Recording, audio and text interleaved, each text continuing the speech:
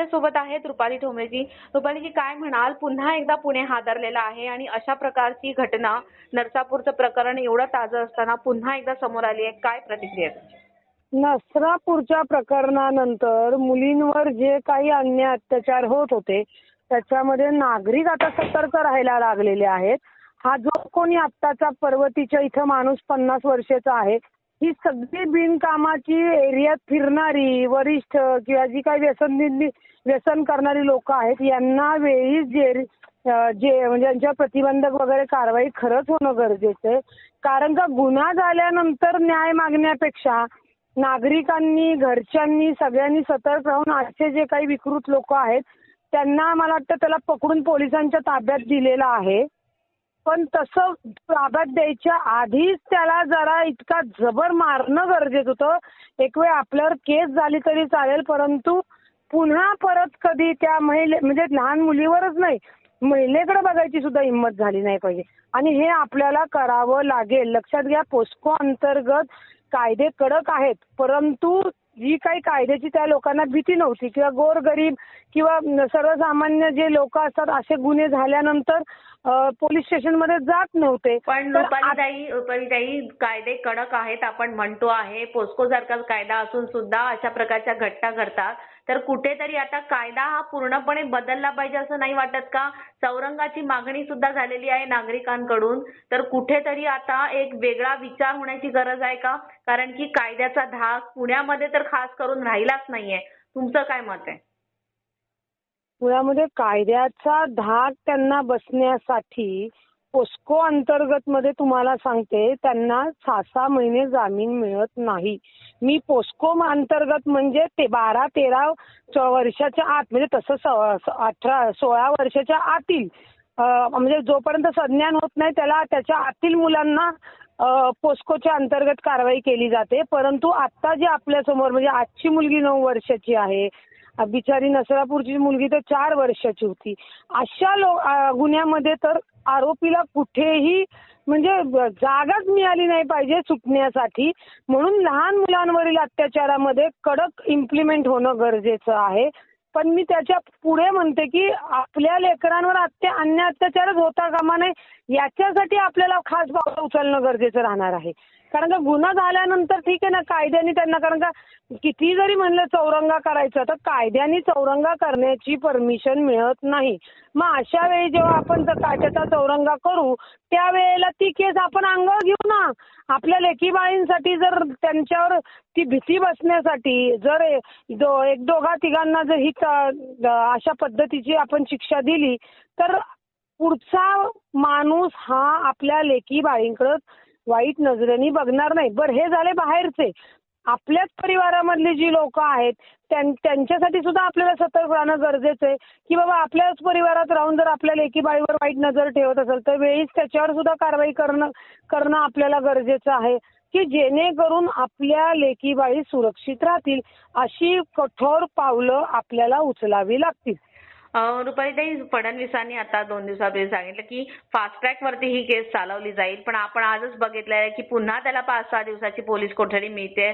तर आता पुन्हा हे तारीख पे तारीख हे प्रकरण चालूच राहणार का? किंवा तुम्ही एक वकील म्हणून काय ह्याच्यामध्ये अजून काही पुढाकार घेऊ शकता का? किंवा सरकारमधल्या ज्या महिला नेत्या आहेत त्यांनी आता पुढे येऊन रस्त्यावर उतरणं गरजेचं नाहीये का?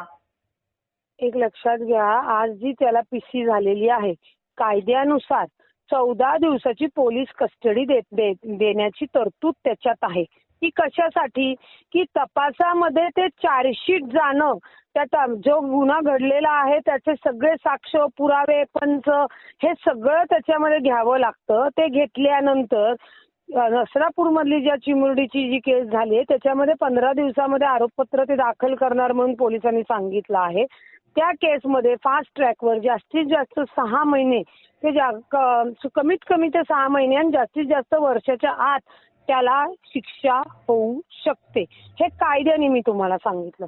राहिलं ज्या राजकीय महिला त्या प्रतिनिधित्व करतायत त्या महिलांनी रस्त्यावर उतरून जोपर्यंत या विकृतांना चोप देत नाही ना तोपर्यंत हे विकृत वटणीवर येताना दिसणार नाहीत. कारण का यांना जे काही मोकळं रान दिसतंय, हा दिसलं लहान लेकरू, केली तिची छेडछाण केली आणि मग नंतर मग पोलीस चौकीत गेलं आणि मग कायद्यानुसार ते बाहेर येणार करणार या गोष्टी ज्या होत आहेत त्याच्यामुळे मला वाटतं आता या नसरापूर नंतर लोक जास्त सतर्क झालेत. म्हणजे मुलींना तर मी म्हणते बाहेर पाठवायला तयार नाहीत अशी भीती सगळ्यांच्या मनी निर्माण झालेली आहे. तर मला म्हणायचं की ही सुरुवात गल्लीपासून आपण लोकांनी केली पाहिजे. जे कोणी गल्लीमध्ये असं संशयित, असं विकृत, नशेडी ज्या कोणी लोक भेटतील त्यांना तातडीने तिथनं हाकलून लावणे, त्यांच्यावर प्रतिबंधक कारवाया करणे की जेणेकरून आपल्या लेकी बाळी सुद्धा घरात बंद करण्याची वेळ आपल्यावर येऊ नये आणि मुक्तपणे त्यांनी तो श्वास घ्यावा.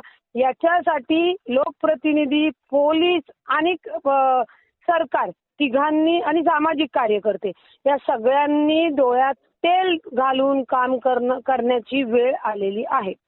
नक्कीच तुम्ही बोलल्याप्रमाणे. पण आज एक शेवटचा प्रश्न तुम्हाला असा विचारते, या सगळ्या संतापजनक घटना समोर आल्यानंतर आज असं वाटतं का की मुलीचा जन्मच नको? एक लक्षात घ्या, त्या वेदना फार मोठ्या आहेत. मुलीचा जन्मच नको असं काही लोकांच्या मनात नक्की येईल. परंतु तसं न करता आमची मुलगी आहे आणि तिला आता ह्या ज्या लहान मुलींवर अन्याय अत्याचार होतो त्यांना कळतही नाही हो त्यांच्यावर काय होतंय ते. त्याच्यामुळे आपली जबाबदारी आहे. त्यामुळे महिलांनी अशा विकृतांना जोपर्यंत साम दाम दंडभेदांनी धडा शिकवत नाही ना तोपर्यंत नागरिकांच्या मनात ही जी भीती आली ती आम्ही काढू शकणार नाही. परंतु नागरिकांनी ती म्हणजे मुलगी नकोच असं आता तुम्ही म्हणता मुलगी नको म्हणता तर मला वाटतं बीडमध्ये का कुठे आत्ताच सॉरी पिंपरी चिंचवडच्या साईडला काहीतरी मुलावरच अन्याय अत्याचार झालेला आहे.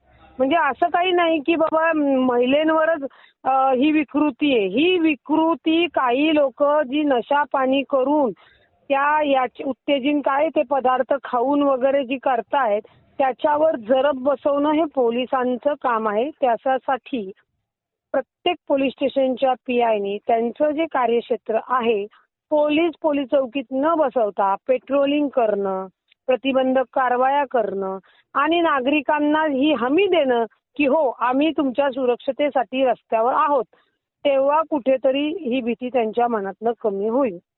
नक्कीच आपण हीच अपेक्षा करूया रुपालीताई की कायद्याचा धाक निर्माण होईल आणि मुलींसाठी पुणेच नाही तर पूर्ण राज्यातच नाही पूर्ण देशातच कुठेतरी सुरक्षतेची जी भावना जी आहे ती नक्कीच निर्माण व्हायला पाहिजे.